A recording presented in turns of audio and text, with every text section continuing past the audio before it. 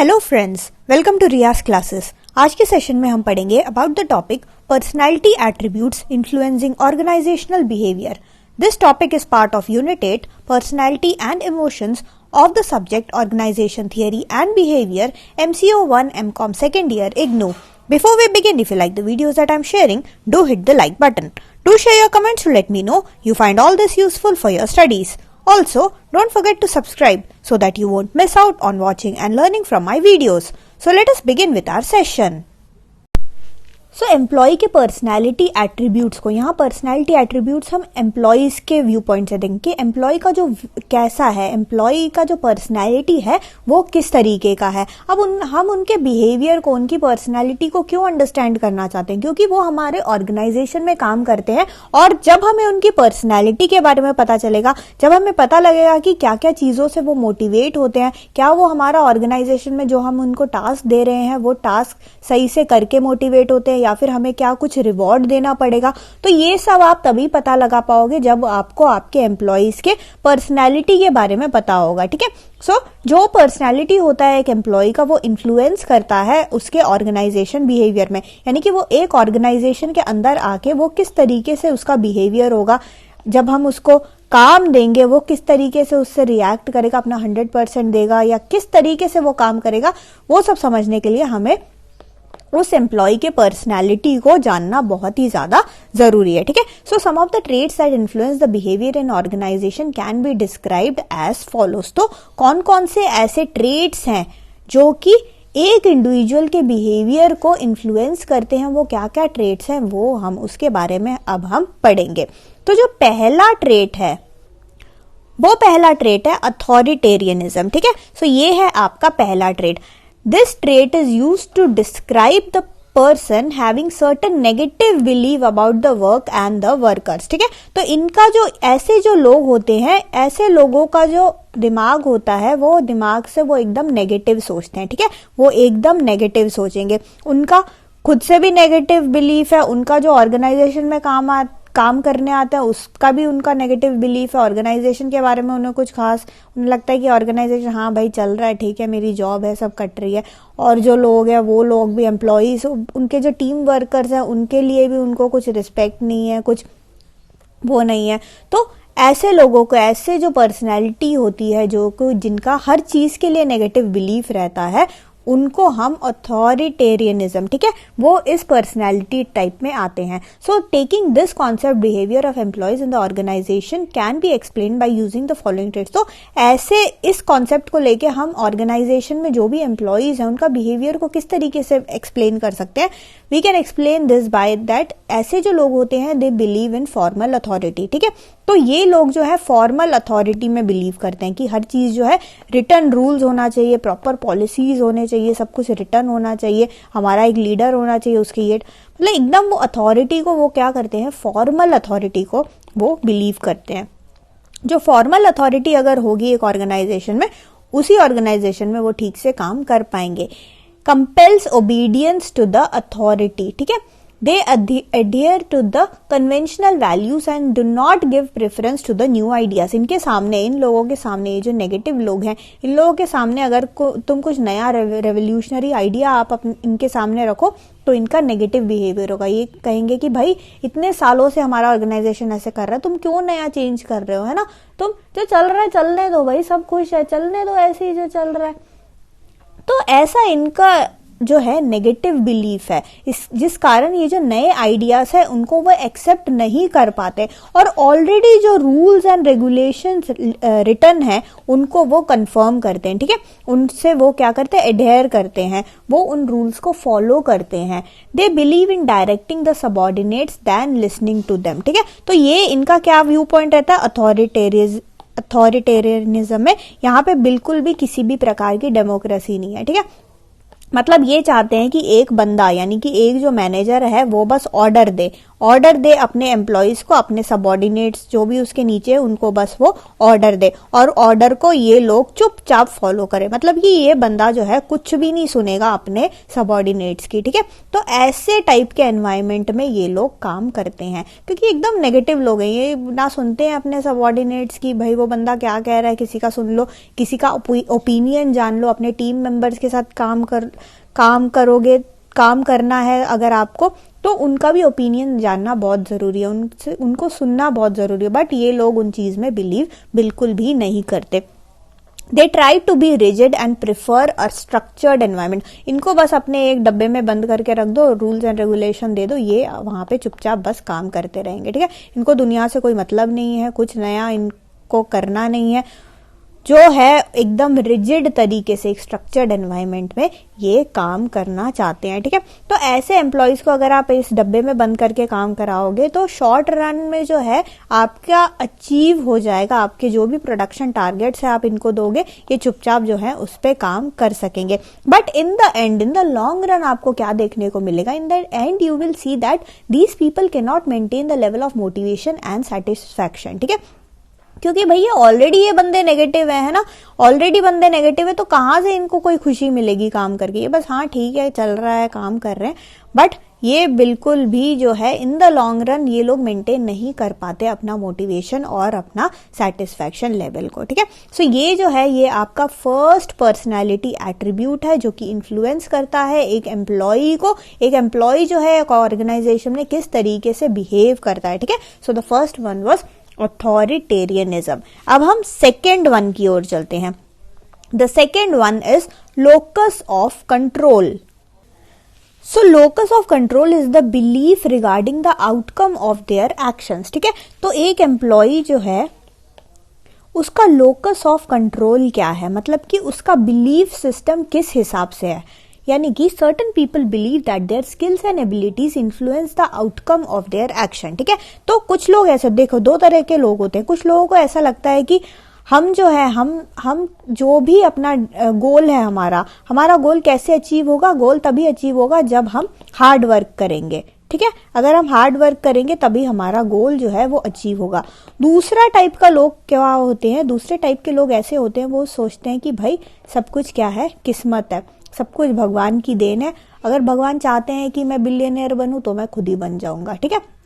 अगर किस्मत चाहती है, अगर मेरी किस्मत में लिखा होगा तो वो मुझे मिलेगा, तो ये बंदा जो है हार्ड वर्क नहीं करता, ठीक है। तो ये दो तरह के लोग होते हैं, जो कि पहला टाइप वो है जो लोग सोचते हैं कि जो हमारे हार्ड वर्क से ही, मेरे एक्शन से ही जो है मेरे को वो गोल अचीव होगा।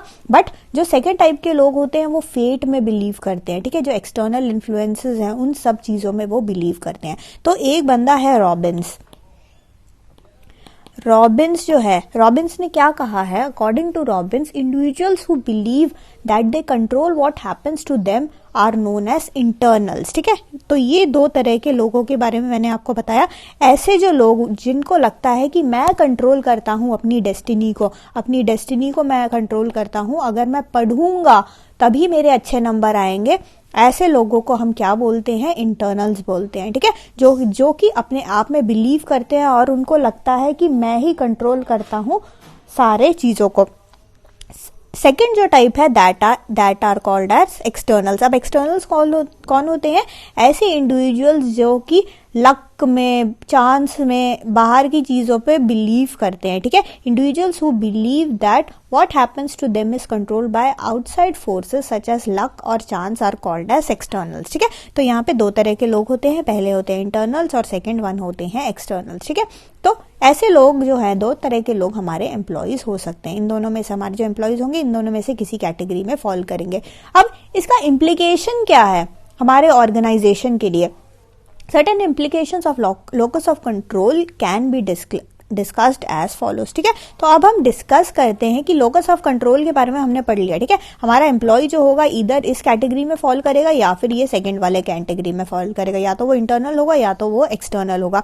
बट इसका ऑर्गेनाइजेशन को क्या फर्क पड़ता है, हमारे ऑर्गेनाइजेशन बिहेवियर में उसका क्या महत्व है, वो हम आगे देखते हैं। तो हमारे ऑर्गेनाइजेशन पे जो है किस तरीके से ये इफेक्ट करेगा ये वाला पर्सनालिटी ट्रेट जो कि है लोकस ऑफ कंट्रोल, वो हम देख रहे हैं। सबसे पहला है एब्सेंटिज्म, ठीक है। एब्सेंटिज्म यानी कि छुट्टियां मारना, सिंपल सी बात है। So people having internal locus of control possess a belief that their health is under their control, ठीक है। तो जो इंटरनल्स होते हैं, जो इंटरनल्स कौन से लोग थे, इंटरनल्स ऐसे लोग हैं जो कि खुद में बिलीव करते हैं, जो सोचते हैं कि मेरा जो डेस्टिनी है वो मैं खुद ही क्रिएट करता हूं, ठीक है।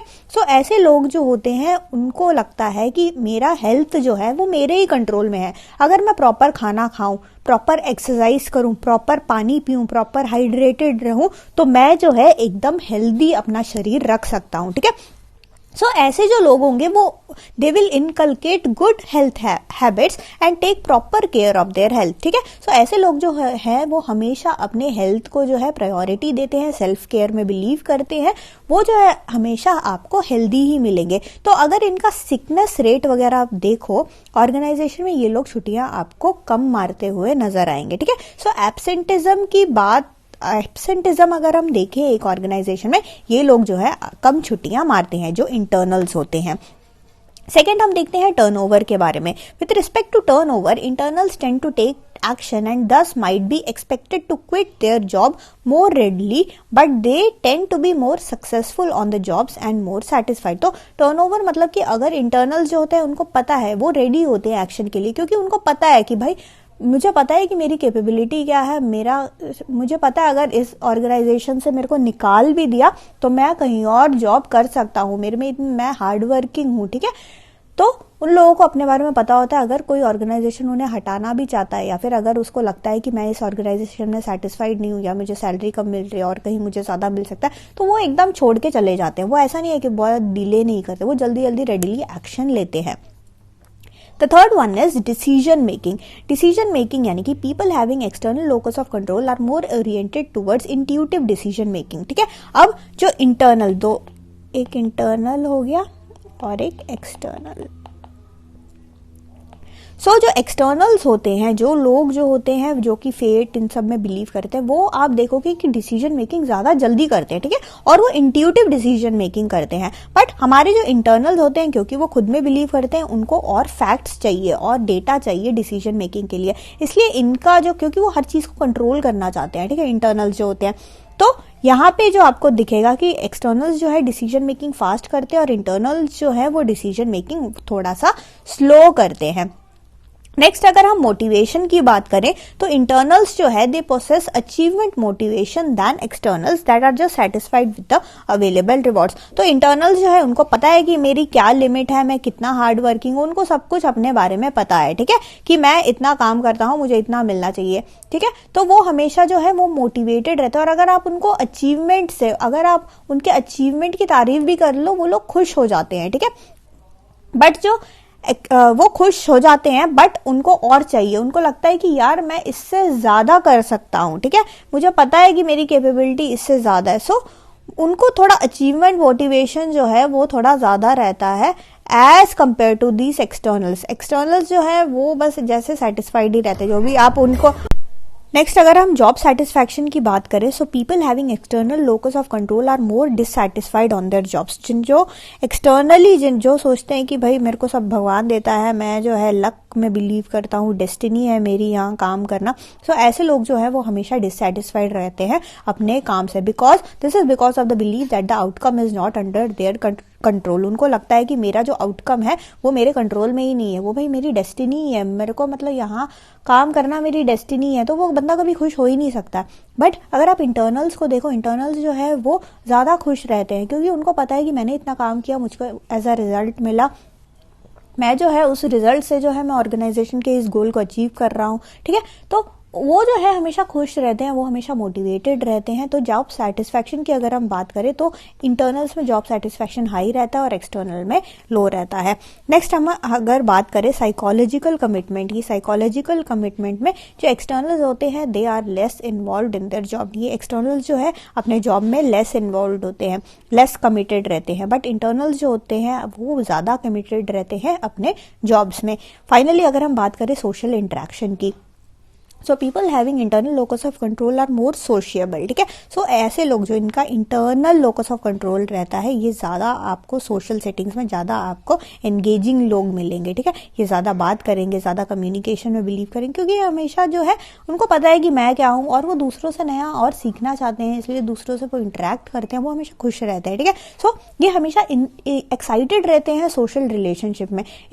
ये लोगों से बात करने में बहुत इंटरेस्टेड रहते हैं, ये चाहते हैं कि वो आपसे बात करें और वो आपसे कुछ सीखे, ठीक है। सो ये बहुत ही ज़्यादा एक्साइटेड रहते हैं, सोशल इंटरेक्शन में बहुत ही ज़्यादा मस्त रहते हैं, ठीक है। सो ये हो गया आपका लोकस ऑफ कंट्रोल, ठीक है। लोकस ऑफ कंट्रोल जो है जॉब सिलेक्शन में भी, जॉब में कैसे एक बंदा काम करता है, एक टीम में एक बंदा कैसे काम करता है, वो सबको जो है इन्फ्लुएंस करता है कि एक बंदे का, एक एम्प्लॉय का लोकस ऑफ कंट्रोल कहाँ पे है। So the next one is Machiavellianism, ठीक है। So this was given by Niccolo Machiavelli, ठीक है। इन्होंने ये कॉन्सेप्ट इंट्रोड्यूस किया था, मैचियावेलिनिज्म।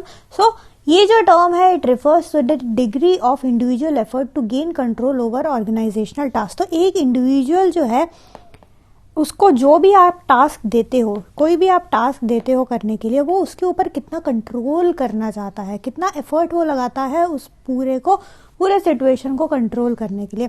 सो रॉबिन्सन ने क्या कहा है, रॉबिन्सन ने कहा है कि it is the degree to which an individual is pragmatic, maintains emotional distance and believes that ends can justify means, ठीक है। तो यहाँ पे जो ऐसा इंडिविजुअल होगा वो काफ़ी ज़्यादा प्रैग्मेटिक होगा, काफ़ी ज़्यादा जो है वो प्रैक्टिकली सोचता है, ठीक है। ज़्यादा वो इमोशनल, ज़्यादा वो दिल से नहीं सोचता, सिर्फ वो दिमाग से सोचता है, ठीक है। सो अगर ऐसे लोगों की अगर हम बात करें, ऐसे लोगों की कैरेक्टरिस्टिक क्या होंगे, ऐसे लोग जो होंगे, they are active to participate in organisational politics. ये लोग जो हैं बहुत ही ज़्यादा पॉलिटिक्स में जो है इन्वॉल्व रहते हैं, ऑर्गेनाइजेशनल पॉलिटिक्स हो रहा हो, किसी को किसी से लड़वाना हो, ठीक है। तो ऐसे कामों में ये लोगों का इंटरेस्ट जो है थोड़ा आपको ज़्यादा मिलेगा, थोड़े मैनिपुलेटिव होंगे, ठीक है। आपका वो दिमाग घुमा सकते हैं अपनी बातों से। तो ये लोग जो है थोड़े मैनिपुलेटिव होते हैं, मैनिपुलेट करके सिचुएशन को अपने कंट्रोल में करना वो चाहते हैं, ठीक है। So they manipulate more, win more and persuade less. They are active to participate in organisational politics. इसके अलावा दे डू कंसिडर एथिक्स। ऐसा नहीं है कि वो एथिक्स के बिना को फॉलो नहीं करते, वो एथिक्स को बिल्कुल फॉलो करते हैं, बट वो इंटरपर्सनल गेम प्लेइंग में, पावर टैक्टिक्स में, ठीक है, इन सब में इनको जो है, इन लोगों को जो है वो ज़्यादा मज़ा आता है। नेक्स्ट हम बात करते हैं, नेक्स्ट जो एक ट्रेट है that is your self esteem.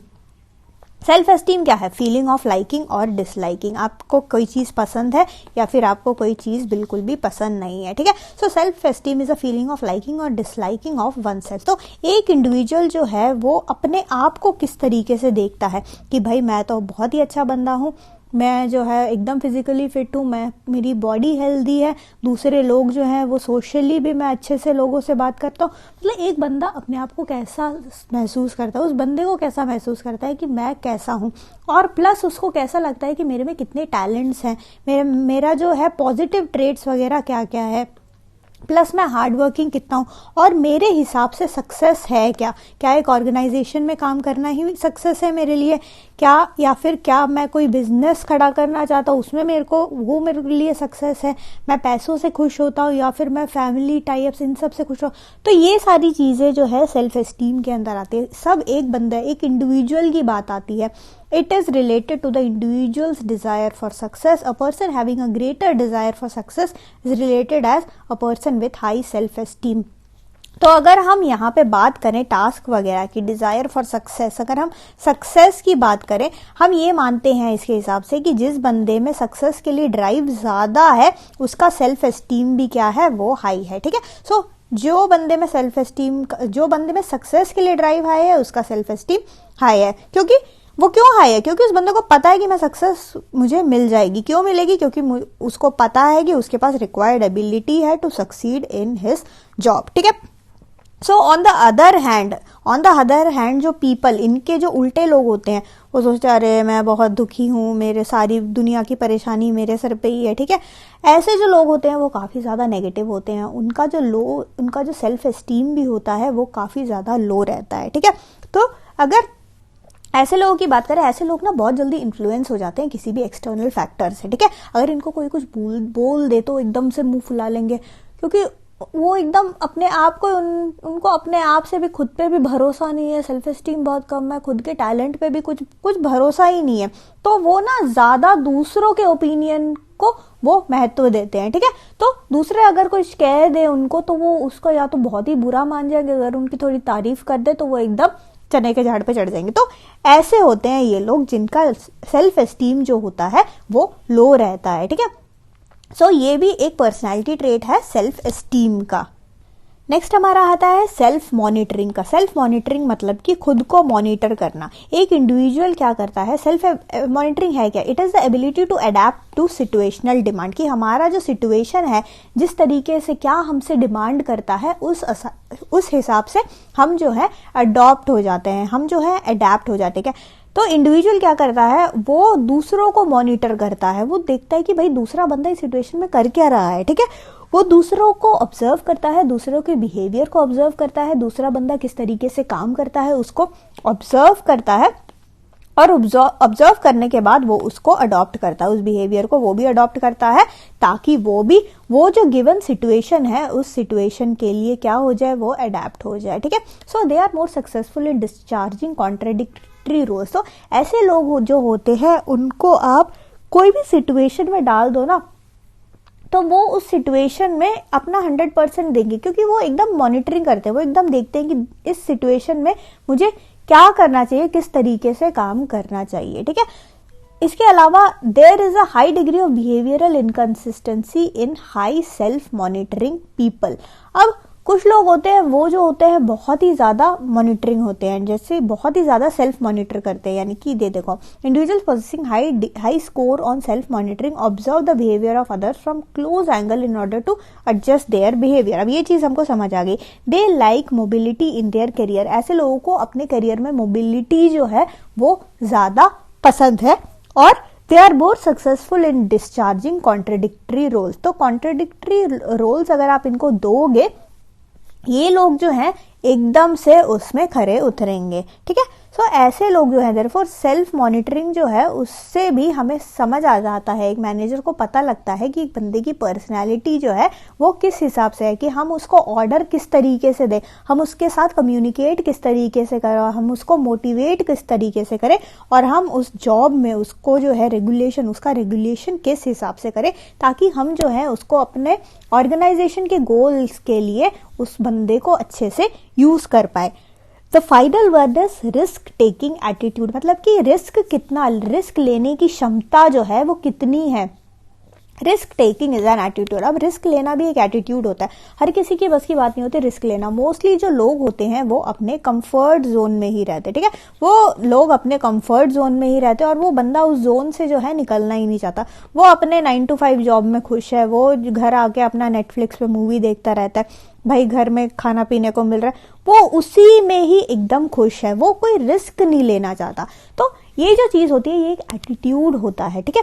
हर लोगों के ये जो एटीट्यूड होता है it will differ from one person to other. अब रिस्क लेने की क्षमता भी, कुछ लोग जो होते हैं वो बहुत ही ज्यादा रिस्क ले लेते हैं, कुछ लोग जो होते हैं बिल्कुल भी रिस्क नहीं लेते, ठीक है। High risk takers are likely to take rapid decision. अब रैपिड, अगर हम डिसीजन मेकिंग की बात करें तो रैपिड डिसीजंस वो लोग ले पाते हैं जिनका रिस्क टेकिंग एटीट्यूड बहुत ही हाई रहता है। जो एकदम रिस्की काम करता है वो रैपिड डिसीजन भी क्विकली ले लेता है, ठीक है। High risk taking is found in certain caste, religion, nationality and gender. इसके अलावा in organisation risk taking behaviour is related to the ability of employees to take up challenging task and possess high achievement motivation. So अगर हम organisation की बात करें, काफी सारे ऐसे टास्क होते हैं जो करने के लिए थोड़ा चैलेंजिंग होते हैं, ठीक है। तो ऐसे लोग जो हैं, जो रिस्क टेकिंग एटीट्यूड जिनका होता है, वो लोग उन टास्क को ले लेते हो, कहते अरे मैं करता हूँ, नया काम है, चलो मैं करता हूँ, थोड़ा टाइम लगेगा मुझे सीखने में और मैं करता हूँ।